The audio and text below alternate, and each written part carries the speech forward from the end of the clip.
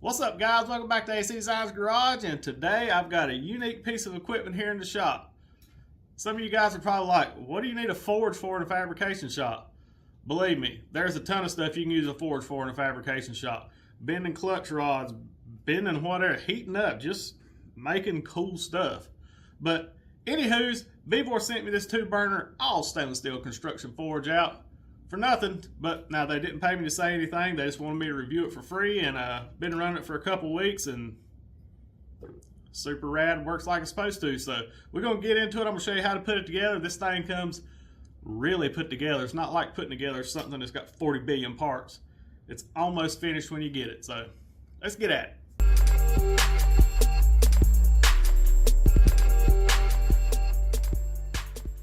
Alright guys, let's do a quick walk around of what comes with the kit here. You get the 2 burners. It's got the adjustable sleeves for your air intake stuff. Comes with a really good regulator, a braided stainless line, which is an upgrade. A lot of these don't come with it, but I don't see why not. The little crossover injector thingamajigger. Anyway, this is what squirts your propane out. It's got little, looks like an 035 hole. It's got little ball valves. And once I get it together, I'll show you the only upgrade I'm going to do to it. Haven't found many faults with it, but this one here is a little one. If you can see, the nylock's melted out, but I'll show you an easy fix for that. Comes with a 1.5 fire brick to lay in there. The only thing that is missing on the table is the refractory, which is the cement stuff, because of course I've already put it in here. So it comes with the KO wool or whatever kind of insulation already put in it. Then you mix up its refractory, and then you just brush it on in there, let it cure. Come in the next day, fire it up, and she's ready to go. And the refractory just mixes with water. It comes in, like I said, it comes in a bag. I just got me a little plastic bowl and poured refractory in it, just added just a little bit of water at a time. I got mine up to kind of like, well, in between yogurt and peanut butter consistency. You don't want it drippy. And the way I did this, I turned it upside down. I done from here down. Just let it tack just a hair and then flipped it right back up. And as long as you ain't got it too runny, it'll stay up. Then you just finish it off. It says let it set for 12 hours or so before you fire it so it don't crack. This one's ran a good bit, and I really don't see any cracking in it so far. But these things are so simple. You'd be crazy to build one. But like I was saying, I'll kind of, like if you want to do a drop headlight bar on a 32 or something, you can stick the headlight bar in here, make you a little fixture. It's a whole lot cheaper than using oxyacetylene. I mean, this thing is under $200 right now. I'm going to put you a link in the description below. That'll help the channel out if you scoop one up and save you guys a little bit of money also. So now I'll give you a few little measurements. She's about 15 3/4 long. Just giving you overalls, 9.5 tall. Now we'll go in the working space on the inside. Let's see what she is. It'll vary because of the refractory and stuff. At the widest point, we're 5 7/8 by, yeah, it's kind of hard to do this one-handed. I'm gonna call it, since it's hanging down, I'm gonna say about 5 1/4 tall. Then up here at your skinny point, about 3 1/4 So yeah, it's got real good. And the 2-burner cool thing is you don't have to run both burners. Like I said, all stainless steel construction. Got a good manual. Let me show you why I like this manual. It has lots of pictures in it. You don't have to read stuff. I'm gonna chunk this mug back together real quick and show you what upgrade I do to it, and we'll fire this unit up. But yeah, just the destructions over here are like really, really good. I mean, like I said, a lot of pictures. Not a lot of words in here that get lost in translation. So, this thing, well, here's some of the information on it. Alright guys, if you want to help support the channel, make sure you go scoop you up one of these top quality, rad, made in the USA t-shirts here. AC Designs Garage Death Before Electric shirts. Get them before they're gone. Let you check the back out. So go scoop you one up only at www.acdesignsgarage.com. Back to the action. Alright guys, I'm going to show you how quick and easy this thing is to put together. Like I said, when you get it out of the box, it's laid in there all nice and neat. The KO wool's already in it. the refractory is the only thing that I had done on this that you're going to have to do from this point on. So KO oil's mounted in it, you'll do refractory, and then the rest of the assembly is, I mean, it's 5 minutes, 2 minutes, whatever, however fast you want to do. So what we're going to do is we're going to put our burners in. What I do is I like to line both. I like to use the tag side for some weird reason. I don't know. Don't matter. But I like to line this out and get it as square as I can. And be careful with these little set screws. You don't need to hog them down because it's only like a 1/16 wall or so tubing on here. It's pretty thin and it's just tapped. It don't have a nut on it. So you don't really need to just hog, like I said, you don't need to hog these things down because they're not going to lift off like a jet plane. These are just basically to keep them coming out. So like I said, I'm going to just put a little snuggy snug on it. Just bring it up to where it touches. And just a little bump right there. Because I could see stripping this out pretty easily. Alright, those are good. They ain't going to lift off and fly around your building or nothing. Here's your air to fuel mixture. I'll show you where I set mine at. They both do that.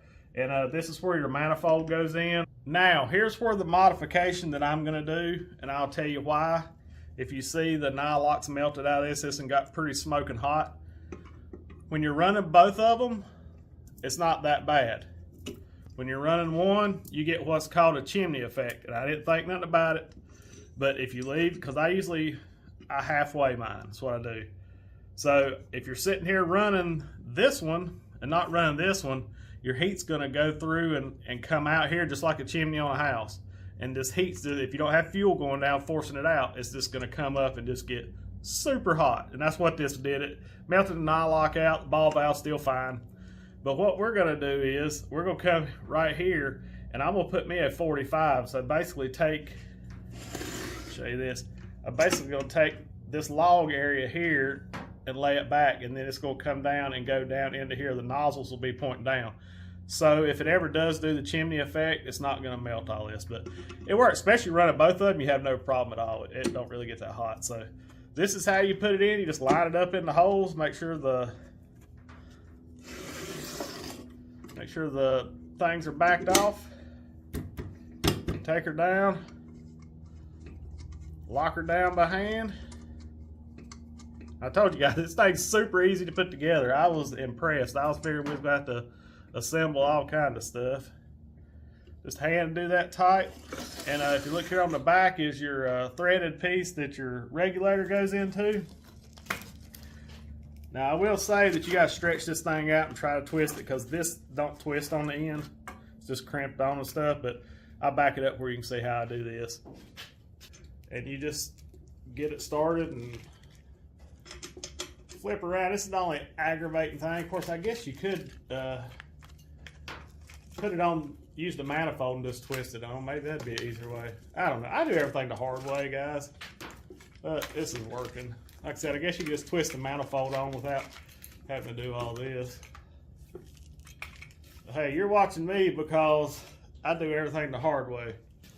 Alright, this thing has a little rubber O-ring in here, so like everything else, don't hog it on. Just put a little bump till she seats.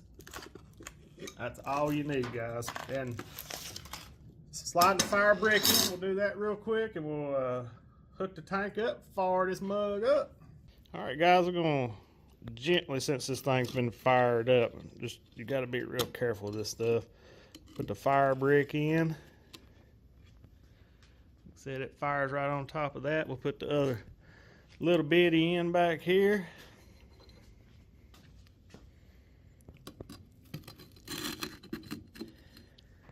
And that's her right there. I was looking on this manual. It must be the other one I got at the house. I'm thinking this thing will do around 2,500 degrees Fahrenheit. And it'll do it in about 10 minutes is what it says. Make sure you read all safety stuff for sure, guys. This can be very dangerous and stuff. And make sure all your fittings are tight, and take you some soapy water and check around all your fittings and make sure they're not leaking, because you wouldn't want to arc and have fire blowing out here. Stay safe, guys. Never leave this thing unattended. Once I fire this thing, I will not leave until it's cool. It ain't gotta be ice cold, but it needs to be way cooled off. You want Never, just like welding, I always do a 30-minute after I get done welding. I always wait 30 minutes just in case for a fire, because that's a lot of problems in shops. So I think everything's ready. I mean, guys, that took like 3 minutes to put it together, except for like the refractory. Make sure everything's good and tight. And never leave pressure on these line, guys. The way I do it, I'll just cut the valve off down here and just let it cut off. And make sure you got good ventilation and stuff too, guys. I mean, you know, you just want to be careful around any of this stuff like that. All right, guys, I'm going to fire both of them up just to show you how they work and stuff. But normally I'm going to run, unless I'm doing super heat and stuff, trying to get stuff real hot real fast. Now, I will say, buy you some extra fire brick. And on that end, you can put in front. Anytime you can block this off and let it it'll get hot a lot faster. But get you some extra fire brick, which I don't have yet, and you can just put it in behind and in front. And remember, don't put anything close to this way or that side, because it blows out just like a heater, and it will heat your shop up well in the wintertime.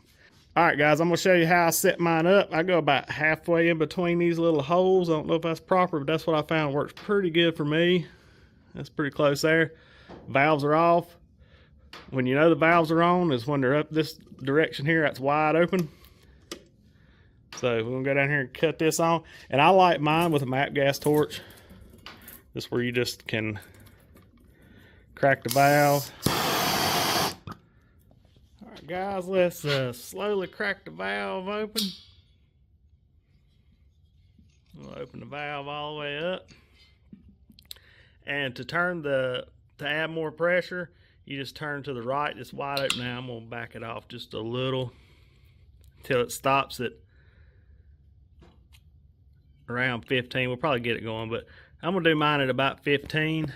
What we'll do is we'll come over here, we'll crack this, open this up, close your valve back.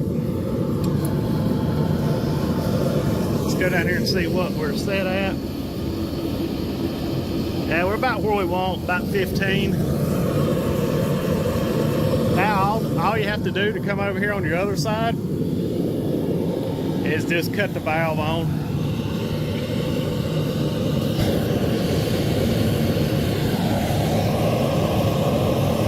I mean, that's simple, guys.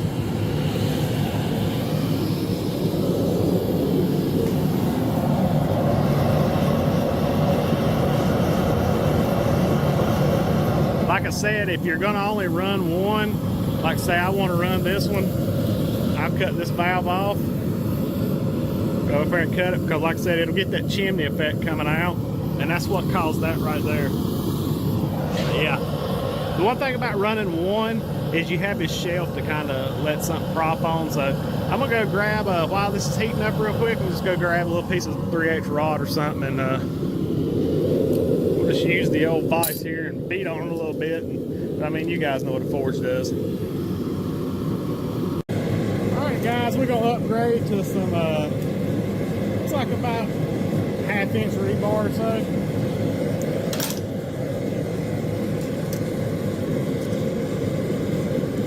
Yeah, pretty close. Put that in there. Try to beat on it a little bit and see what we do. The cool thing is, guys, if you do much fab work or anything, you can make your own tools and stuff. I mean, if you need to make some kind of puller, you can heat this stuff up, bend it around. Rebar is pretty hard stuff, so we're gonna see how long it takes to get it hot.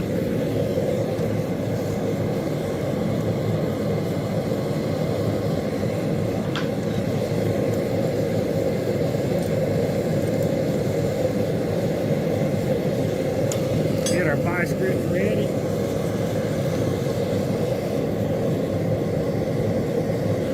I will say, by looking in here, the outside edge of this, I guess what's coming out and swirling, the outside edges are your hottest parts.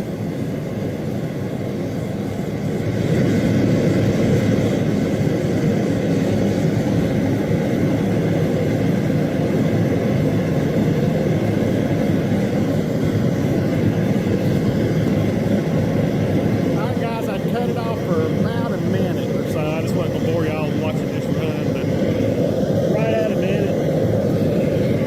It's starting to get pretty. I'm gonna let her get just a little hotter. We're gonna go over on it a little bit.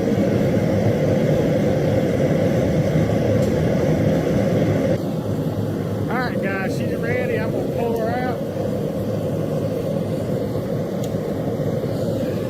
She's blowing pretty good.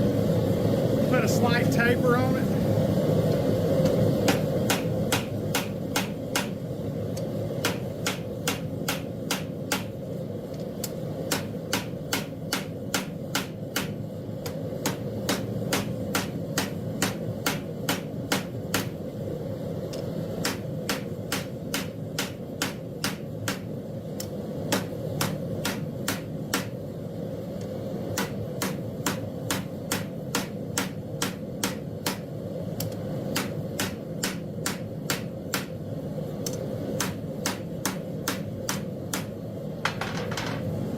No blacksmith, guys, but it's pretty cool. I'm gonna throw it back in there and put just a little more heat on it. We'll just do a little bend, and that'll be it for today.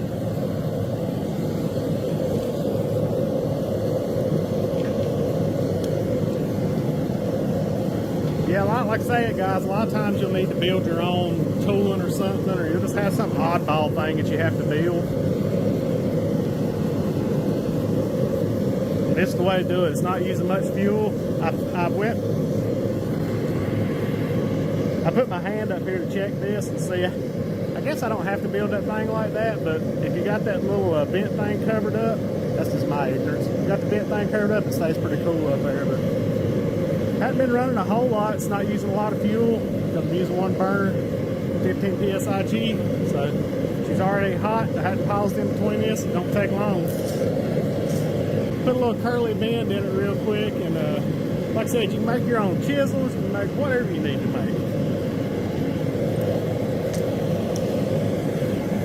Hello, she's smoky, boys.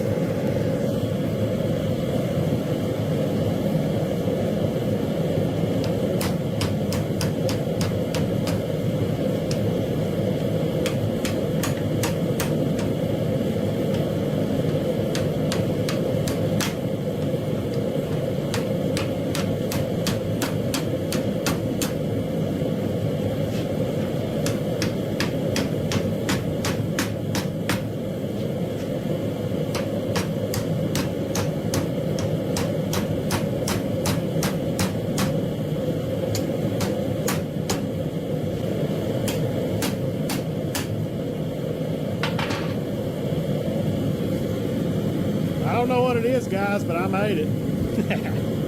Yeah, I don't know. I was just showing you how fast it heats up. We'll do one more heat on it, and there we go.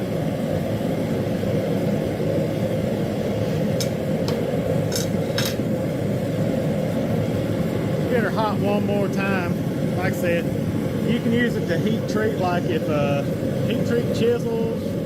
Think about making my own body hammers. Drop down in the comments below if you guys like to see something like that. I mean, what's funner than heating up metal and beating on it with a hammer? Whether you got a purpose or not, it's just fun. So in this amount of time, I had paused it. She hot.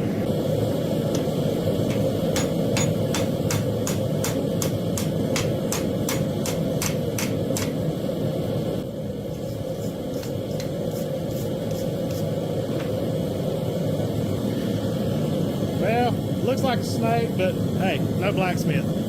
But she works. I think I proved that. All right, guys, we're gonna go up here and cut it off real quick at the tank. Just leave that valve open, it'll cut off.